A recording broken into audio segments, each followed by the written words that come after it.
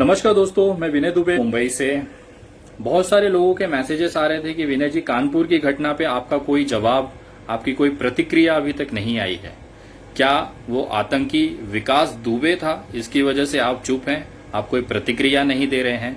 तो इस वीडियो के माध्यम से मैं कहना चाहता हूं कि बेगुनाह पुलिस वालों की हत्या करने वाले को कभी भी मैं समर्थन नहीं करता हूं, न देश का कोई भी नागरिक समर्थन करेगा। उन्होंने जिस आतंकी विकास दुबे ने इस घटना को अंजाम दिया, मैं भारत सरकार से और खास करके योगी जी से निवेदन करता हूं कि उनको जितनी कड़ी से कड़ी सजा हो दी जानी चाहिए। भारत के अंदर विकास दुबे केस एक उदाहरण बनना चाहिए कि अगर आप हमारे जवानों के साथ में उनकी जान के ऊपर अगर कोई आफत पैदा करेंगे तो आपको विकास दुबे बना दिया जाएगा। इस देश में एक उदाहरण होना चाहिए। उसी के साथ में बहुत सारी न्यूज चैनलों पे मैंने देखा कि विकास दुबे का घर तोड़ा गया, उसकी गाड़ियां तोड़ दी गई। ये थोड़ा सा मुझे अचंभित करके गया कि जिस जगह पे ये घटना हुई है वो क्राइम स्पॉट है, जहां की छतों पर से गोलियां चलाई गई, लोगों को, पुलिस वालों पे हमला किया गया, उनकी हत्याएं की गई। उस घर पे जो गन पाउडर्स हैं, जो पैरों के निशान हैं, उंगलियों के निशान हैं, जिसको हम इस केस के अंदर एक सबूत बना सकते थे, उसको जमीन दोष करके वो सारे सबूत हटा दिए गए। ये किस तरह से वहां पे कार्रवाई हुई हो मैं समझ नहीं पा रहा हूं। अगर आपको ये घर नहीं पसंद था या तोड़ना ही था या कार्रवाई ही करनी थी, तो मुझे लगता है कि उत्तर प्रदेश सरकार को इनके विकास दुबे के घर को कब्जा कर लेना चाहिए था, उसको जब्त कर लेना चाहिए था कानूनी प्रक्रिया से, उनकी गाड़ियों को जब्त कर लेना चाहिए था, उस गाड़ियों और घर को नीलाम कर देना चाहिए था तुरंत के तुरंत, और उस नीलामी से जो पैसा आता था वो हमारे शहीद हुए जवानों के परिवार को दे देना चाहिए था सरकार की तरफ से। इससे उनके परिवारों को भी संभलने में मौका मिल जाता था, उनको एक सहायता इस सरकार की तरफ से, इस देश की तरफ से हो जाती थी, और उस अपराधियों के लिए भी एक उदाहरण हो जाता था कि अगर आप ऐसी कोई घटना करते हो तो उसके बाद तुम्हारी जमीन, तुम्हारी प्रॉपर्टी बेच के हम उन शहीद परिवारों को उनके मदद के तौर पे, आर्थिक मदद के तौर पे हम दे देंगे।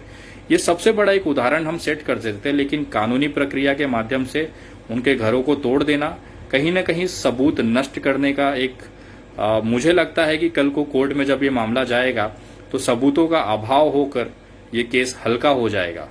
और 60 जैसे मामले, 60 एफआईआर के बाद भी अगर बंदा इस तरह से बाहर कोई कांड या कुछ कृत्य कर रहा है तो सबसे गंभीर विषय है कि अभी तक उस पर इतनी बड़ी कार्रवाई क्यों नहीं हुई। जबकि कुछ न्यूज चैनल में से पता चला कि वो पेरोल पे बाहर है, तो ये राज्य सरकार, जो भारतीय जनता पार्टी की अभी की सरकार है, वो उस पे पेरोल पे आपत्ति लेके उसको पैरोल को कैंसिल करा सकती थी, वापस उसको जेल भेज सकती थी। अगर समय पे ये चीजें हो जाती तो शायद हमारे 8 जवान अभी भी जीवित होते और हमारे देश की सेवा में लगे होते हैं।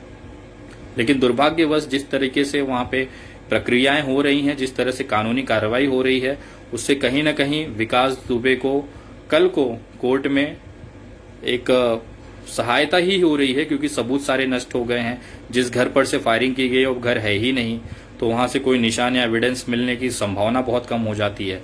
वीडियोग्राफी होनी चाहिए थी, जिस स्थिति में सारी चीजें हुई हैं वो पुलिस प्रक्रियाएं हैं, और मैं आशा करता हूं ये सारी चीजें, तैयारियां उत्तर प्रदेश सरकार और माननीय योगी जी सक्षम हैं इस तरह की चीजों को देखने में, संभालने में।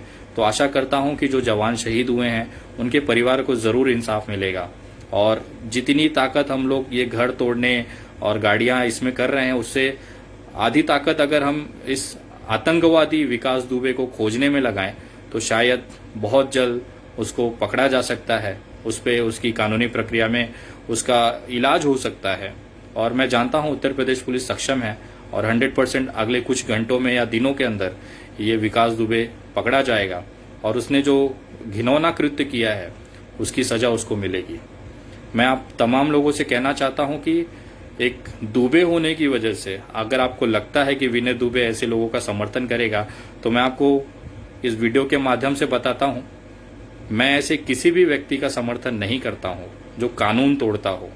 कानून तोड़ने वाला भले ही मेरा सगा भाई ही क्यों ना हो, उसको मैं कभी भी माफ नहीं करूंगा, क्योंकि जो इस देश के संविधान का नहीं, जो इस देश का नहीं, वो मेरा हो ही नहीं सकता है।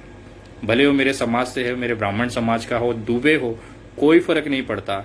मैं निवेदन करता हूं कि आतंकी विकास दुबे को जितना जल्द हो सकते गिरफ्तार करें, और उसको कानूनी प्रक्रिया के अंतर्गत जितनी जल्द हो सकता है उसको सजा दिलाएं और जो हमारे जवान शहीद हुए हैं उसको इंसाफ दिलाने में मदद करें। आप लोग इसी तरह से मुझसे जुड़े रहें और केवल वो दुबे है इसकी वजह से मैं प्रतिक्रिया नहीं दूंगा, ऐसा नहीं हो सकता है। मैं हमेशा गलत के खिलाफ आवाज उठाते रहूंगा, भले उसके लिए जो भी परिणाम मुझे भुगतने पड़े। अगर अभी भी आप मेरे फेसबुक पेज से नहीं जुड़े हैं तो मेरा फेसबुक पेज है the Vinay Dubey, THE Vinay VINAY Dubey DUBEY, उससे आप जुड़ सकते हैं। मेरा इंस्टाग्राम अकाउंट है विनय दुबे इंडिया, आप इससे जुड़ सकते हैं। मेरा ट्विटर हैंडल है @THE_ विनय VINAY DUBEY, इससे आप जुड़ सकते हैं। और आप ज़्यादा से ज़्यादा लोगों तक ये बात पहुंचाएं, क्योंकि किसी भी अपराध का कोई क्षमा नहीं है। कानूनी प्रक्रिया में उसको सजा मिलनी चाहिए। ये हम सबको मिलकर आवाज़ उठानी है और पूरा देश हमारे शहीद जवानों के साथ में खड़ा है, उनके परिवारों के साथ में खड़ा है और हम एक साथ इस घटना की निंदा करते हैं और कड़ी से कड़ी सजा इस आतंकवादी को मिले, इसके लिए सरकार से गुजारिश करते हैं। जय हिंद, जय महाराष्ट्र।